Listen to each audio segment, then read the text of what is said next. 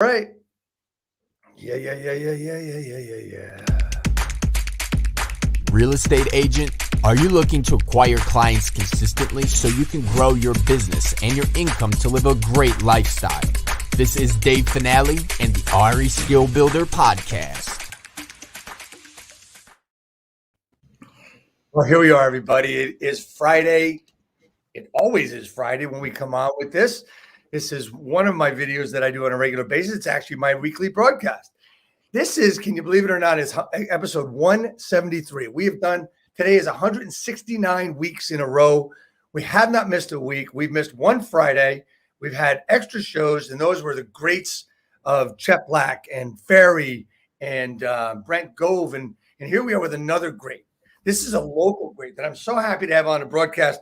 I met this gentleman a couple of months ago, and we just we've had a lot of fun working together. We've done events together. We got another event next week. This is Chris Walsh. Chris, say hello to everybody. Chris Walsh is one of New Jersey's top real estate agents. As a matter of fact, in 2020, he was the number one RE/MAX agent in the state of New Jersey. So, hey, man, thanks so much for being on the broadcast. Thanks for having me, Dave. Thanks for having me. I appreciate you bringing me on, and I look forward to the next 45 minutes to an hour. Great, man. It's really cool to have you. And I don't want to waste any more time, but I want to ask you a question that I ask everybody else. It's called Real Estate Talk TGIF, as I said, episode 173. Do you know what TGIF stands for? Thank God it's finale. Yes! You win the prize. There's only been two other people that have gotten that, and that is correct. Oh. I'm so excited now. Man, what a way to start. I could have come up with something way better. You might be able to. Probably would not have been so flattering, but you didn't give me enough time. So I know, and that's the whole idea behind not telling you the question before we got on the air. But anyway, Chris, you're in real estate. You're a badass agent. I've heard you speak. I've heard your story, and I'm so excited for you to share that, because the idea of this broadcast, and just so people don't know, you don't know, I started this broadcast 169 weeks ago because I saw people doing stuff like this, and it was horrendous. People weren't showing up. They had a broadcast scheduled. You go to their page and they wouldn't be there, or they say, hey guys, I'm not going to do it today. I'll see you next week. And they were doing it so poorly. So I wanted to do it and be consistent and bring value every week. We've had authors. We've had the greats. We've had all the greats. We have great agents, local agents, and you're a New Jersey agent, man. It's really special to have you here. Tell me, talk to me about what you did before real estate, why you got into real estate. Give me the whole breakdown, man. What did I do before real estate? It's funny, man. I was talking to somebody before this broadcast, and I was touching on what I was doing before real estate, and it was quite different than what I'm doing now.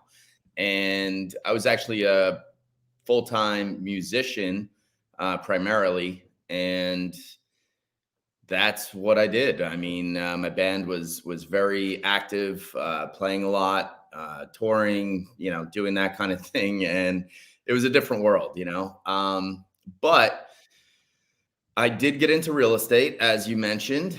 I've been in real estate now for roughly 18 years. I can't believe I just said that, but it doesn't feel like it's been 18 years. Actually, it feels like it's been 18 months. But I did get into real estate back in 2003, and kind of a fluke how I got into it. I never saw myself as a people person. I never saw myself as, somebody that would be a high caliber, high performing real estate agent at any time. But it was kind of a fluke. I met somebody that was a real estate agent. They told me a little bit about what they did. I wound up befriending this person, and they motivated me and inspired me to become a realtor. So there's more to the story, but that's really the gist of it. So in a short amount of time, I'd say within about a month from meeting this individual, I had my license. He did not live anywhere near my marketplace. So I would love to say I went to work with him, and that's how I got into real estate. That probably would have cut a lot of the uphill battles out of the way and out of the process. but I got my license. I went into a random brokerage locally in the town that I grew up in, actually, just because that was like the only town I knew, really. Right. And I hung my license and I just started networking. I mean, that was basically it. I had no experience. I did go to college. I had just graduated a few months prior. And, my whole thing was, back then you have to understand too, it was a much different atmosphere. Real estate was not this sought after profession. Right. I told my friends and my family, the guys in my band, for instance, that, I had to bail on, band rehearsal or, that weekend tour to Canada or whatever, because I was focusing on this other business. Nobody really understood it. They kind of thought I was being foolish. They thought I was wasting my time.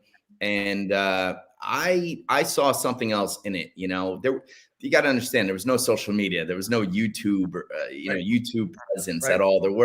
There were no like role model agents that were crushing it. So everything I found, I found through research on Google. I started finding some guys that were high performing agents, mostly on the West Coast. And I was like, man, these guys are doing it. I need to be kind of like them. And I did have a glimpse. I was down in Miami when I met this individual who sort of inspired me to get my license. And I did get a glimpse into what real estate was all about, at least down there in the Miami area.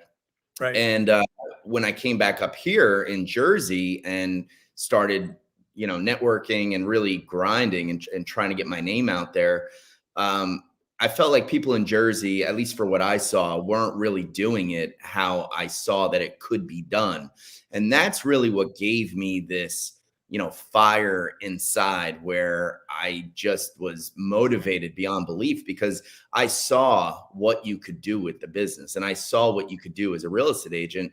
And I'd say it took me, my first year in real estate, I made $21,000 maybe for my year-to-date income. That was my grand total. And I started learning very quickly, like what the voids were in the market. And I saw what agents were doing. I saw what they were not doing. I started learning from watching the people around me at the agency I was working at.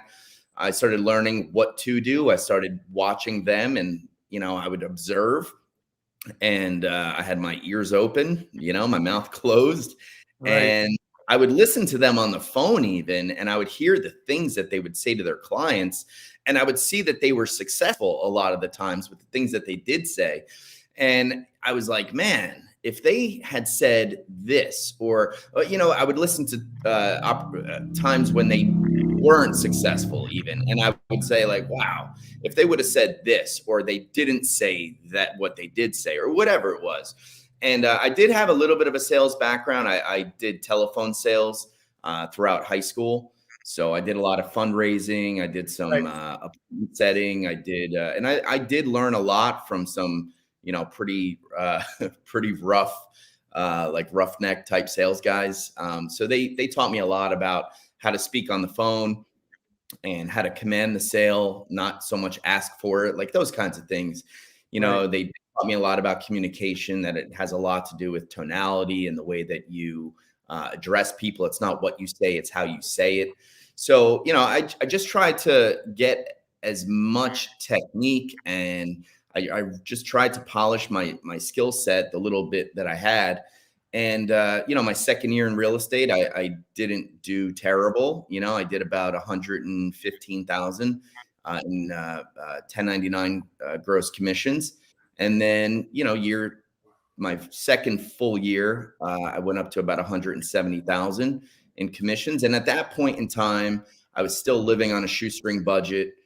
And I realized, because I had, I would pick up on things that people would say to me, and I always tried, whether it was somebody that I didn't admire, somebody that I did, I always felt there was truth in everything people, like whatever their message was, there had to be some truth in it. Right. If we were selling homes. Right. So I learned early on that it was very important for me to reinvest in my business. So I did that. In fact, I spent a lot of money. I made a lot of mistakes too. I'm not going to say that everything I did was effective or worthwhile. I spent a lot of money on things that didn't work out. It took me a long time to figure out like what the important key components were to a successful business. So I had a lot of trial and error. But I always invested a lot of my money into marketing. I believed in marketing. I believed in technology. I believed in online marketing from early on. And we're talking 2005 and 6 and 7 when realtor.com was just gaining ground at that time. Zillow didn't exist. There were none of these tech savvy companies. Real estate was so far behind the rest of the world as far as technology and internet marketing went. It was crazy. So, I did go to school for business. I went to school for economics up at Rutgers.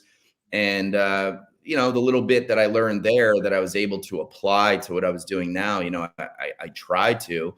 And my big thing was just creating an awareness that I was in the business. And my goal has always been, and it continues to be, that when somebody thinks real estate, they think of me. And, this went on for a few years. And I every couple of years, I would sort of hit a plateau, and then I would take a breather and try to think about how to take things to that next level. And just like with any progressing agent, I hear about some agents that get into the business and, second year, they're making $1 million. That wasn't the case for me. It took me quite a while to get to that level. But in 2007, I got a glimpse at what the local agents in Jersey were doing. And that's around the time when internet was picking up. YouTube had just pretty much became like a thing. And I went to RE/MAX because I saw that there were agents at RE/MAX. I went to an awards event for RE/MAX actually, and I got to see these agents, the top 10 agents in the state, went up on the stage because they were acknowledged for making over $1 million in growth commissions as an individual. And that just blew my mind. I saw that like, wait, what? $1 million by themselves? That's impossible. And that was the minimum to get on that stage. And I was like, geez, and I saw who like the number one person was. And I was like, that is just, it just seemed so impossible to me. It just, I couldn't, comprehend like how they can make that happen. And, through like the early, like 2010s, I guess you could say, up through 2013, I definitely broke through into that, $20 million, $25 million production range where, gross commission total was about $600,000-$700,000. And then in 2013, I started really thinking outside the box. I hired a business coach. We focused strictly on real estate, and I was able to open my mind to a lot of different concepts, delegation, time management, working my calendar, different types of marketing, my personal branding. We focused on that, and I launched a personal branding campaign behind my name. These are all things I never did. And I got to tell you, from 2013 to 2014, I broke that $1 million mark, and I haven't gone under since. And now it's just a matter of, how many times can I duplicate that million mark? So I want to get back to your first 3 years, right? You said that your process was, what your numbers were 21 your first, around 125. I think you said your second year, 115. Okay. And 170 year 3. So I think you understand that, when we talk about this 80-20 rule, I think you're in like the top 5, right? So it's more like 95-5 for you, in my opinion, or maybe even higher. What do you mean? But as far as top agents and what people are doing, because the 80-20, let's just stick with that one, right? The 80% can't even fathom making that kind of money, let alone in 3 years, let alone ever, right? Honestly, in my opinion, Chris, we see so many agents, struggling to do a deal a month, not seeing a lot of different things. And I want to comment on something really important you said, is that you watched what agents were doing and what they were not doing. Yeah. Can you expand a little bit on that? Yeah. I mean, like real estate, when I got into it and the place that I started working at, there were some very seasoned agents there that really knew what they were doing, but nobody was running it like a business. They were just transaction chasers. And I didn't want to be like that. When I started working with a business coach in 2013, he sort of introduced me to a concept that I wish I had learned this earlier, because what I was observing back in the early days sort of came, full circle with a lot of the things I started learning when I decided to really take things up a notch, hire a coach, learn systems, learn about strategy, delegation, like I said, all the things I mentioned.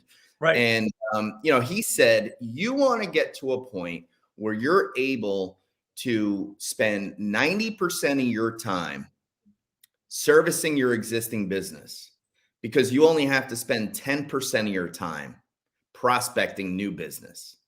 Okay. Very cool.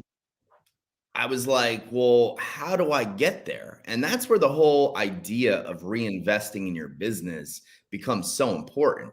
Right. Because you're never going to get to that point unless you have, an influx of business consistently, unless you consistently have a sustainable amount of business coming in where you don't have to work. Like, I don't wake up today worrying about where my next deal is coming from. It took me a long time to get there. Right. I also don't dive like into the end zone every time I go to answer my phone, because I'm worried that if I don't answer it in time, the person that's calling might be a prospective client and they're just going to go somewhere else.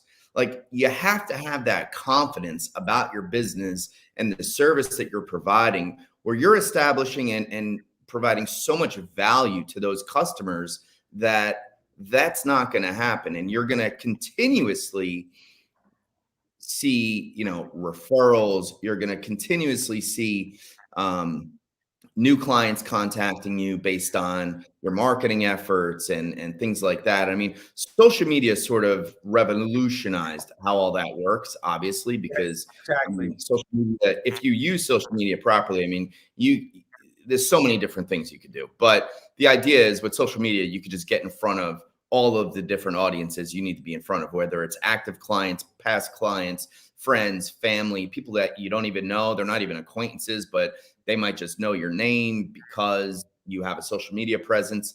So, I mean, if you can, that should be the ultimate goal with any salesperson, but any realtor.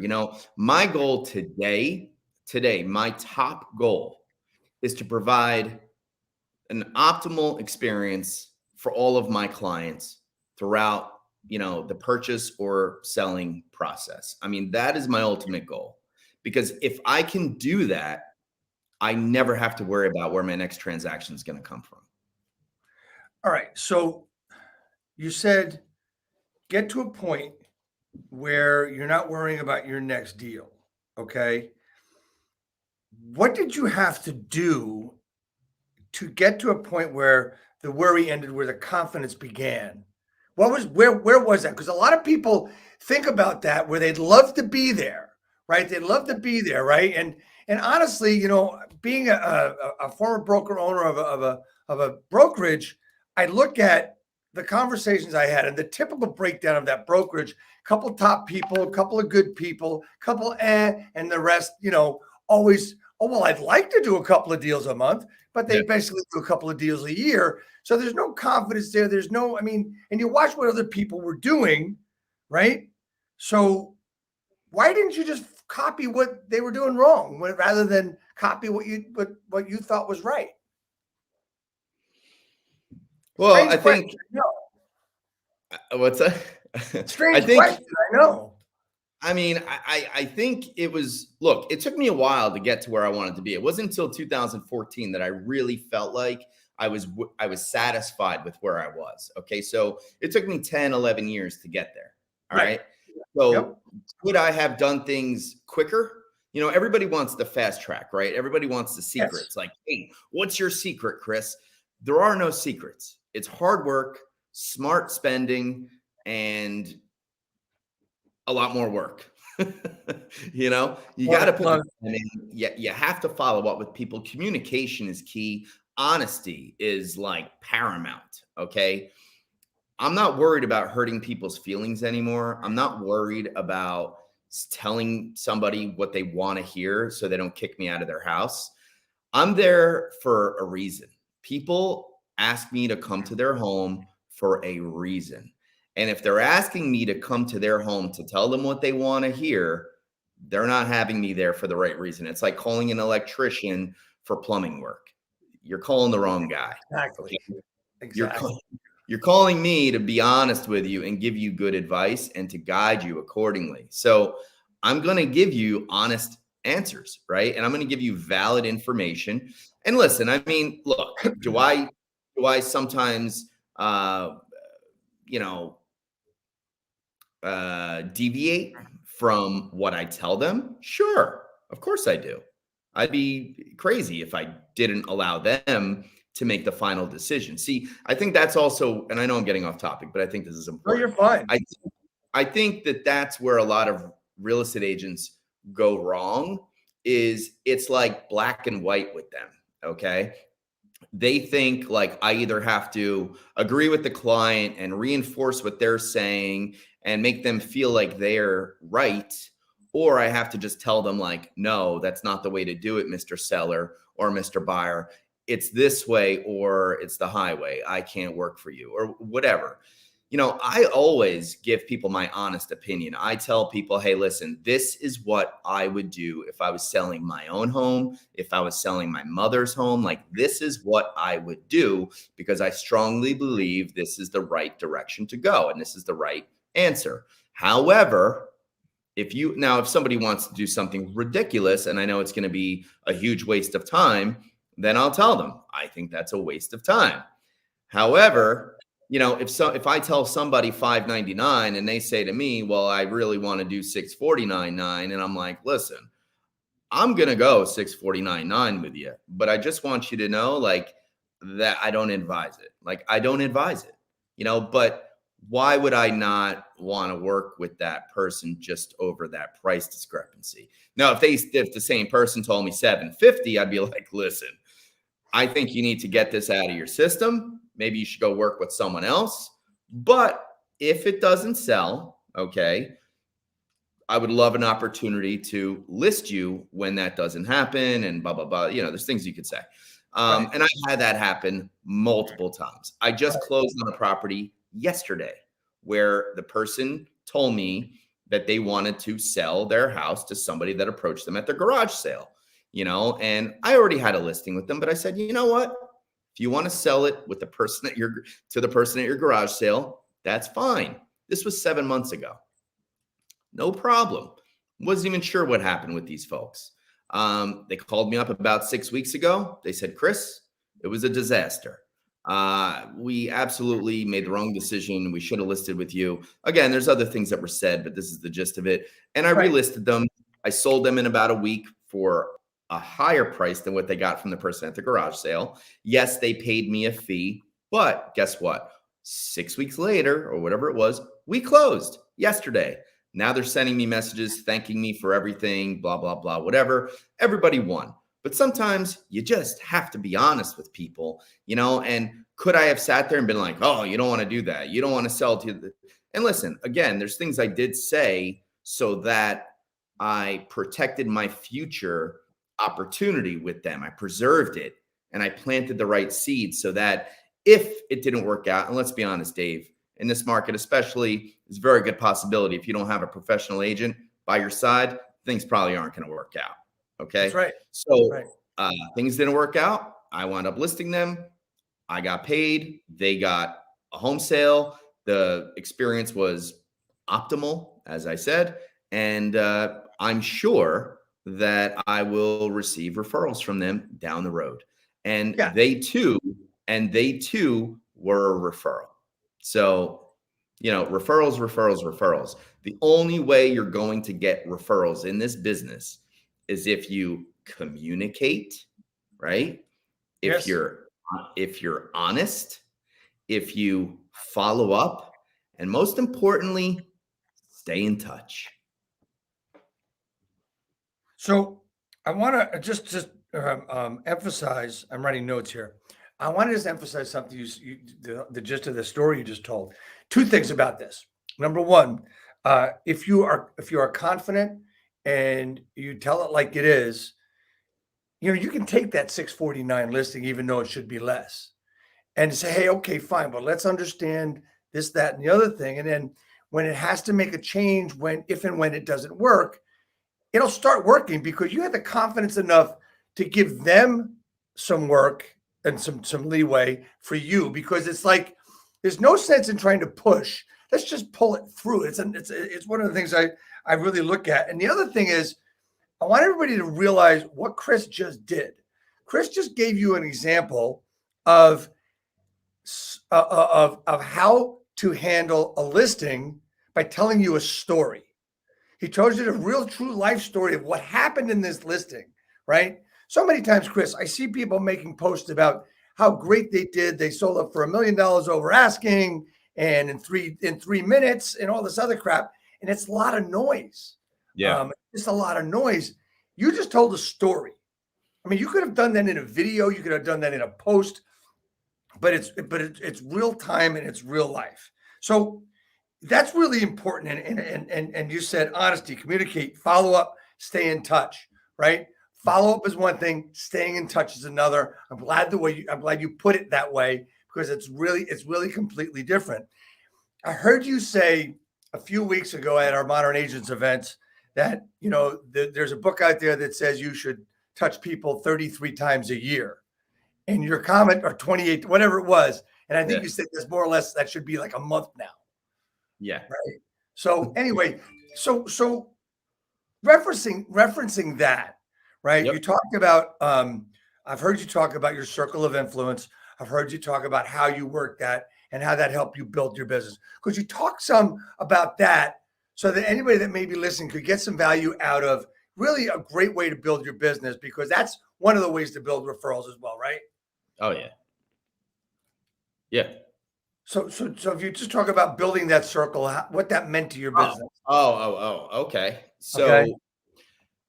Well, I mean, Dave, to start, there's the way that I classify it, at least. Okay. So I have what I refer to as my sphere of influence. Right. Okay. So like my walking, brand ambassadors that are out there, my zombie spokespeople, as my business coach used to say. Okay. Then we have centers of influence. Some people use those words interchangeably. I don't. Centers of influence for me are professionals that deal with individuals during life-changing events. Okay. Those are some key words there. Life-changing events. When do people buy and sell a home, Dave? During life-changing events. You survey 100 people that are buying or selling a home. I'd say 85 out of those 100 people are buying or selling due to some life-changing event, whether it's marriage, divorce, birth, death, job change, job loss, relocation, retirement, you name it, life-changing, they're probably selling or buying. Okay. So I've tried to create these strategic alliances with other professionals that, guys that I can get along with, or women that I can get along with. And what I do with them is I approach them about, with sort of like a proposal, a sort of proposition, if you will, where let me help you provide more value for your clients. Okay. So I'm trying to be sort of like another weapon in their arsenal of tools so that they can offer another level of value to their clients. And let me give you an example. You have a financial advisor. He does what they call a financial needs analysis when he meets a new client on an intake. Okay. So he meets a new prospect and he starts going down, the whole financial worksheet of what they have: kids, house, their bills, what's their mortgage payment, how much savings do they have, how much do they make, oh, you have a second home. Okay, great. Well, one of the things that the financial advisor is going to want to know is, what kind of house do you own, right? So, oh, you own a home. Okay, how much do you owe on your home? Oh, you owe $475,000. Well, how much is your home worth? And then the guy will say, because again, they're trying to establish net worth of an individual, like all that good stuff, right? So they want to know how much equity is there. So what they'll ask is, well, how much is that home worth? And usually the prospect will say, well, my neighbor down the block just sold for 900. My neighbor up the street just sold for about, I don't know, 850. I'd say I'm probably in that ballpark, 850, 900. I don't know. Let's just call it 875.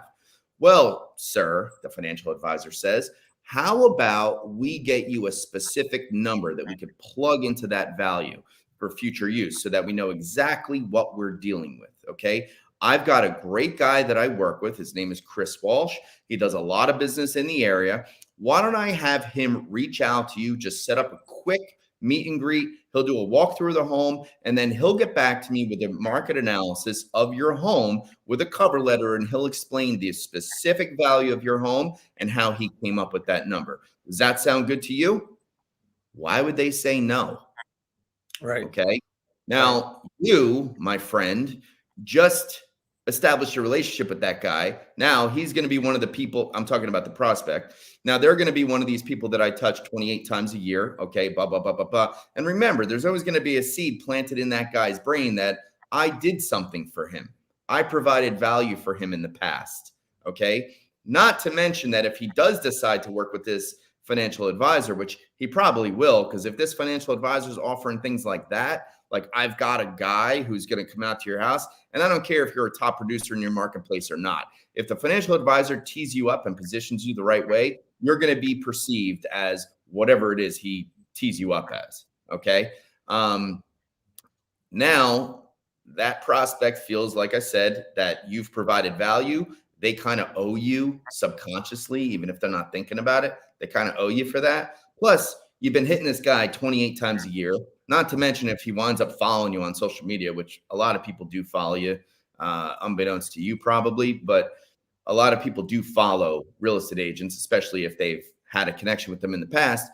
And then also, if he does wind up working with this financial advisor, which like I said, he probably will, he's probably going to let the financial advisor know about him thinking about buying or selling in the future before he lets anybody else know. He might even talk to the financial advisor before he talks to his own spouse. Okay. Right.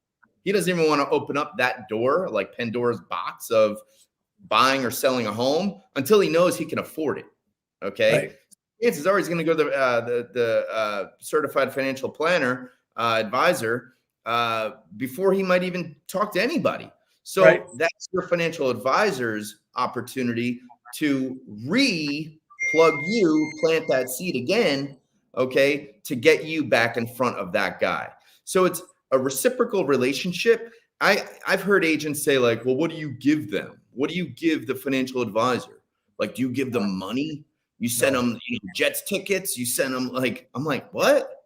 Why would I send him anything? Well, because he's giving you business. Hello, knock, knock. Maybe the reason he landed that guy to begin with or retained him is because of the value that I provided. That's what I give him. I'm giving him value. Okay. And it's value that I'm always going to be there as part of his, strategic team. That's what you want to tee this up as. So anyway, that's a center of influence. Okay. And I got to tell you, I have financial advisors. I have CPAs. I have matrimonial attorneys, mediators that handle divorces. They're estate planning attorneys. Like, all of these people are great centers of influence. So would you rather try to establish 10 centers of influence that on average each send you 3, 4, 5 transactions a year. Do the math on that. 10 times, let's use the low number, 3, that's 30 transactions a year. Would you rather maintain a relationship with 10 attorneys or financial advisors or CPAs, or would you rather chase 150 people, individuals, to get the same 30 transactions? Like, if you want to work smarter, not harder, you'll establish these types of strategic alliances and relationships. Yeah, and I want everybody to look at something here. Is That's sphere of influence, Dave. That's like your friends, your family, past clients, current clients, people that you meet that wind up not working with you, the people that you get as referrals, and then they put things on hold. Like, all those people go in my database that I work consistently and hit those people 28 times a year, whether it's through direct mail, newsletters, email newsletters, not including social media. So if they're also following you on social media, I mean, geez, you could be hitting these people 200 times a year. Who knows? But anyway. Exactly. So I want everybody to look at what we're talking about here and who it's coming from. Chris is a guy that typically averages 65 million a year, and he's talking about the base of your business. I mean, there's 7 pillars in your business. This is the number one, which is your sphere of influence. But what he's done is he's broken it down to centers of influence who are going to you're actually going to benefit each other, and they're going to help each other build their businesses. Yeah. And there's really no limit to it aside from your time, right? How much time you're going to put into cultivating. And when you said, what are you giving them? Why are they doing it? You're building relationships, and that's what this business is all about. And you know, we're still battling the transactional agent compared to the relational agent, which is extremely important to build a business. We can talk about strategies and tactics and processes all day long, but when you're not busy building relationships, as you have, and all you did when you hired a coach, and after 11 years, was you fine-tuned everything and were able to really catapult yourself to double or triple what you were doing, right? 100%. I will tell you, the biggest thing that I did with a business coach was time management. Right. I mean, I can't tell you. It's funny because when this guy that I wound up working with back in 2013, he reached out to me. I didn't reach out to him. It was just interesting at the time. I just found out my wife was about 6 months pregnant at the time. And I was kind of, as most people probably are when you run a business and you're so used to having no limitations, like you could just go anywhere at any time. Right. My wife and I weren't expecting our firstborn, right? It was a little bit of a surprise. So I was kind of like, oh my goodness, like, how am I going to do this? That was my thought process. How am I going to do this?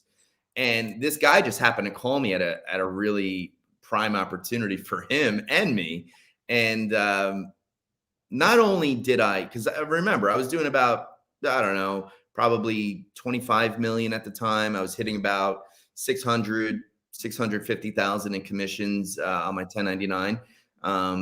And not only did I do it, but I hit about 1,150,000 that year. And he explained to me that, listen, man, you're busy because you're running around like a chicken with their head cut off. Like you're like a maniac, like you need to calm down. You need to map your days out. And he was really like, I always did goal setting, but this guy explained to me really how to create goals and how to map them out, how to measure them, how to reverse engineer out of the goal to break it down into quarterly goals and monthly goals and weekly goals into your daily plan of action. 100%. That's really where I applied it. And I got to tell you, the results I saw were they were explosive, man. They were crazy. And the relationship part of things outside. So there's the whole time management component, because let me tell you something, anybody that tells me that they don't have time, like even like we offer classes and things like that we're doing. And I hear agents actually say that they don't have the time to get on that class. And my response is pretty simple. That's why you need to be on that class, man. Because you don't Yeah, have the well, time. that's That's why the you need thing, to be there. Because you don't have the time. Because the reality is you do have the time. And I don't want to hear that you don't have the time. Not only, Dave, I didn't mention this, but like, not only do I sell real estate, but I own 4 other businesses, I know one of that. which I'm the managing partner. Like, it's my responsibility. And we're talking about a 650 person capacity bar restaurant. Right. I mean, it's like, I don't want to hear it. And I have 2 kids, 2 cats, a dog, a big house, lots of property. I own other properties, rental properties. I teach classes, I speak at events, and my clients get an amazing service and an amazing experience. And it's like, I don't want to hear that people don't have the time. And trust me, I feel like I want to do more because I Right. have downtime in my schedule sometimes, and it just doesn't feel right to me. Yeah, I get that. When I hear an agent say I don't have the time, or anybody say I don't have the time, to me, the translated is I don't want to.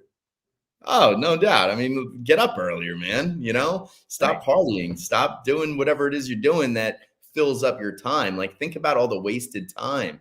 There's always room for improvement, and there's always ways to optimize your time. And, it's like you got to remove the distractions as well.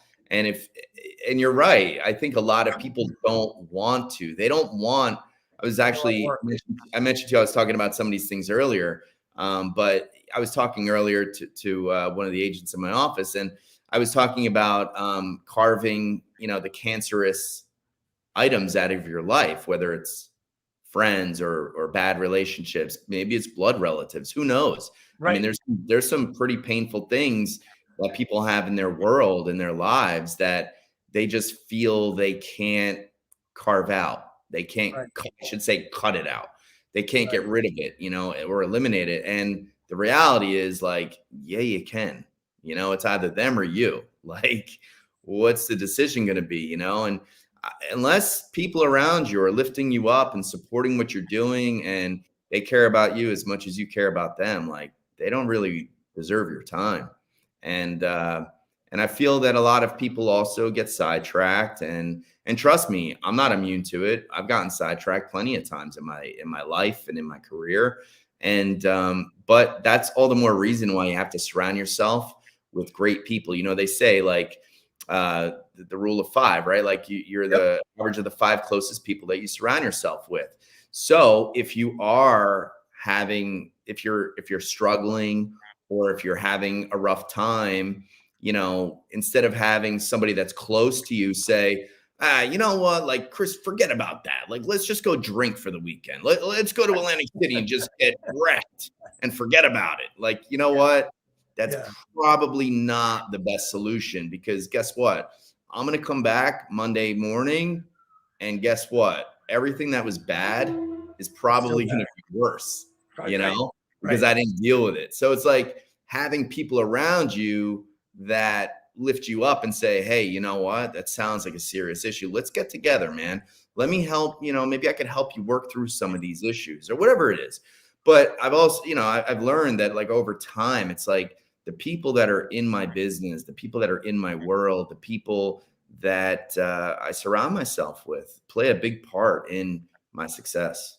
Right. And what's interesting is we talk about I'm a firm believer that basically time management is bullshit, that you can't manage time. It just keeps going no matter what. And you said it in a lot of different ways today. It's basically choice management. Is what choices you're going to make. We Yeah. have to improve Love and that, by the way. always, what's that? Love that. You have to improve your choices. You have to evolve your choices. You're going to look. I look at my experience. I worked for my dad for years, right? And I knew in my 20s, I thought I knew it all, right? And, he had built buildings and everything else. And I'm telling him we got to do this, this, and this. And we'd fight and all this shit. I'd get pissed off. And then I realized 10 years later, he was right. I was excited he was right, and the way he handled me was right. Sometimes he got angry, sometimes he didn't, but Yeah. it was choices that he was making to build the path along, and he understood how it worked. Yeah, work ethic, second to none in my family, but the right choices of what you're doing with your time are more important sometimes than a work ethic, right? Yeah. You'll feel guilty when you have downtime. You just said that, Yeah. which means your work ethic is second to none.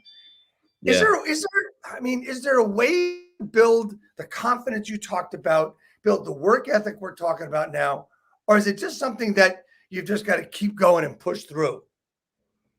Well, perseverance is very important, Dave. Yeah. Is it something that you can build? Absolutely.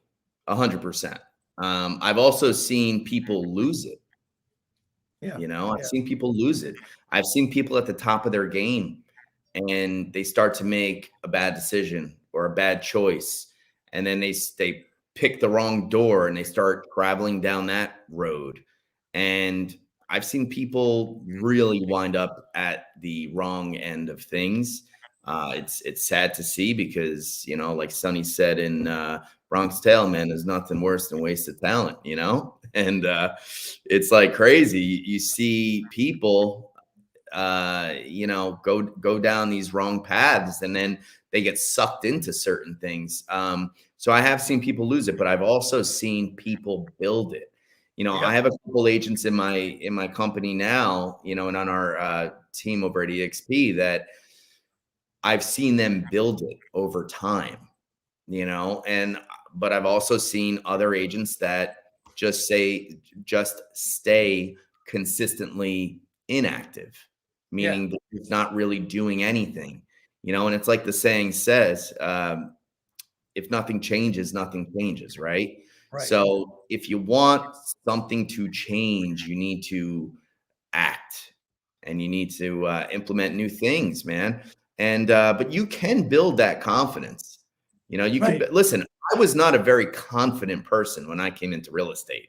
I was a kid, okay? And back then too, there were no shows on AMC or Bravo, or there was no $1 Million Listing, HGTV, the Home and Garden Channel, Flip This House, Flip That House, Listed or Love It or Listed or whatever they are. Like there was none of. There was Carlton Sheets though. I don't even know who you're Carlton Sheets. No, who's that? I outdated myself. Go ahead. I did that on purpose.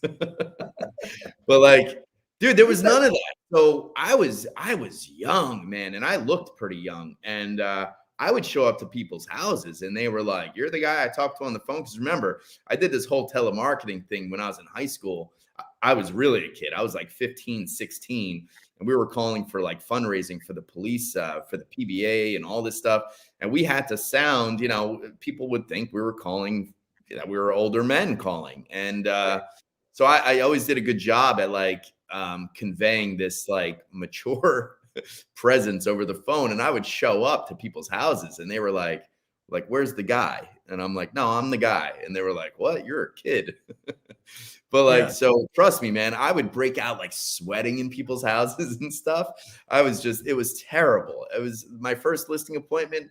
I tried to like script it out. It was the worst. Like, oh my God, it was a disaster. I got the listing, but I think they felt bad for me though. You know what I mean? Like they didn't list it with me because they were like, "Yo, this is the guy." They listed it with me because they were like, "I got to get this like idiot out of my house."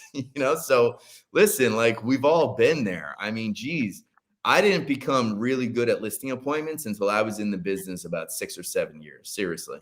And now it's my favorite thing to do. I feel like I've become an artist at the listing appointment or listing presentation, I should say. And I feel like I've mastered it, where I now want to take all of my experiences and pass them on, to other aspiring agents. I mean, that's really what I want to do. And I got to tell you, man, coming from, a career that would, I guess, be perceived as successful. Some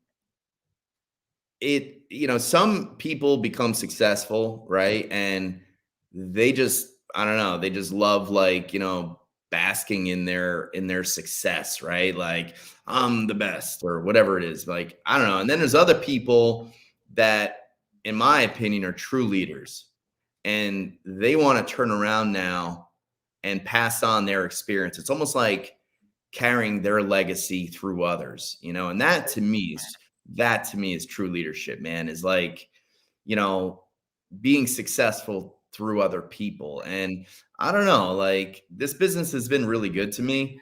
Trust me, I've had my bad times along with the good times, but this business has been really good to me. And I know every day I wake up and I'm grateful for everything that I have today, the life that I've built, and all the opportunities that I was fortunate enough to have. And I just honestly, man, want to pass it on to other agents. And I love, like, it's rewarding when I know that I was instrumental in helping somebody else, achieve something great.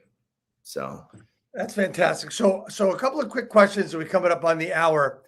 If you are a stuck agent that's, been doing that, that 10, 15, 10, between 10 and 15 transactions a year, and you want to start crushing it, but you just can't seem to you're still stuck. Your feet are stuck. You can't move. What would be one quick thing you could tell somebody that could help them move forward? It's probably a lot of the things I've already talked about, Right. like, do you have a database? Like, do you really have a database? Ask yourself that question. Do you have a database that you manage? Most are Okay. going to answer no. That's the first thing I'd ask yourself. Okay. Because I know that it was fate that I wound up having a database, because I was at a holiday party in 2007, going into like late 2007, holidays of 2007. And I was asked that question by somebody, do you have a database? And I was like, database? Like, what the fuck? Like, database? Right. No, not really. And I had people that I sent mailers to, that I would send a newsletter to, but it was just a mailing list. I called that a mailing list. I didn't really have a database. Right. And it was in that conversation, that snarky remark from that other person, that kind of made me feel like, shit, man, like, I'm not doing it right. I need a database. I literally, like, went home that night and started building a database. So database is super important. The other thing is, manage expectations of everybody around you. That's important, man. That's important. Manage expectations of everybody around you. Manage expectations of your wife, your kids, your family, your friends, most importantly, your clients, prospects. I mean, don't tell your wife you're going to be home at 4 o'clock, if you're not going to be home at 4 o'clock, like, that's just because that's going to bleed into everything else in your life if that starts going bad. Like, you got to be very upfront and be honest with your spouse, your partner, your girlfriend, boyfriend, your kids. Oh my God. Like, my kids know when to expect me home, and I don't disappoint them, and if I told my kids, I'll be there on Saturday, I'll be there at your whatever, sports game or whatever on Saturday, or your friend's birthday party, I'll be there, and then I don't show up, like, that's not good. So manage expectations, not just with your business contacts, but also with your personal relationships. You know what I mean? Yeah, And that's fantastic. And then the final thing is just honesty, man. Just be honest with people. Be honest, because I used to not be 100% honest, and I wouldn't say I wasn't a liar. I don't mean it like that. I used to be more of a yes man. I was more of a yes man, Right. And I wasn't being honest, not just to them. I wasn't being honest to myself, and I let people. It's like some people let the tail wag the dog, right? Right. Oh yeah. You don't want to be that guy where you're just getting, like, the shit kicked out of you because you don't have the balls to be honest. Like, it's so important, man. And it's not just being honest to others, it's being honest to yourself.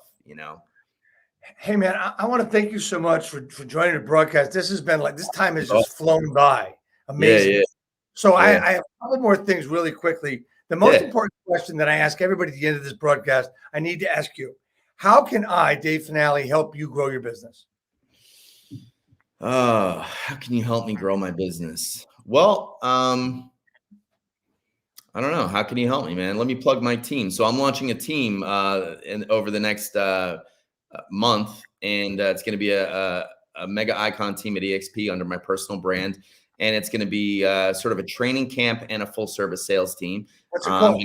going to help new agents that are coming into the business build a business, and I'm going to help existing agents that either lost their business, not doing great with their business, or just want to take their business to the next level. So if anybody's interested, definitely hit me up on social media. And I'd love to talk to you and see if it's a good fit. What is it? Is there a name for the team? Or is there another way to find you, or what I'm scrolling on a screen works? It's just the Chris Walsh team, man. What else? There it is. There it is. We're it's going to be a team under my personal brand, my name, Chris Walsh, and yeah, I'm putting together a group of agents that are motivated, energetic, open to suggestions, and all they need to do is want to work. They don't have to spend money. They don't have to do anything else. I will take care of everything that's necessary to build your business or take it to the next level. That is so very cool. Hey man, I got one other thing for you. Yeah. I know one of the reasons you came on the broadcast was you had to get this hat because everybody who's on wants the hat, right? So Yeah. I'm not going to mail it to you. I promise it. I mean, I have your address. I'm going to see you. I'm going to see you. I'm going to see you next week. You're going to see you next week. Wait for it. Here comes. We're just changing the frame. We've got Modern Agents Live, second edition. We're coming out in South Jersey. We're in Cherry Hill next Thursday at 1 p.m. to 6 p.m. And it's going to be at the Crown Plaza in Cherry Hill. So I wanted to do a little quick plug for that. That's Thursday, October 7th. Chris Walsh, Sal Ventry, Dave Finale, Sekou Pyle, Mary Murphy, Brett Sikora, Mark Stein, and a bunch of local agents are going to be speaking with us. That is going to be really cool. I'm really looking forward to that, from New Jersey and Pennsylvania. So we're going to get that. I can say that the event that we did on the 16th, September 16th, was a blast. I actually got a lot out of that event. I have to tell you, I went there to speak and I left there with an education. It was crazy. Yeah.